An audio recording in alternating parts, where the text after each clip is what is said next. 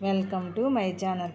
ఈరోజు మనము బ్రహ్మంగారి కాలజ్ఞానంలోని మరికొన్ని వాక్యాల గురించి తెలుసుకుందాం. పొత్తిళ్లలోని బిడ్డలు మాట్లాడుతారు, చేదు తీపి అవుతుంది, తీపి చేదు అవుతుంది.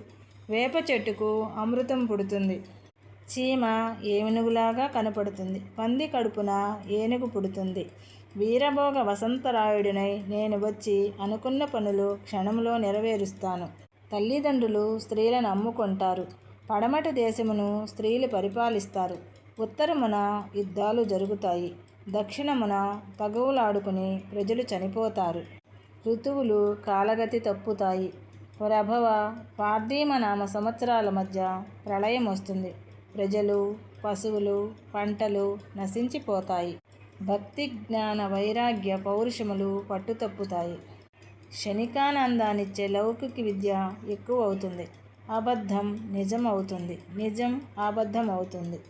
ప్రజలే ప్రభువులవుతారు. కాశీలోనే భక్తులుంటారు. Thanks for watching.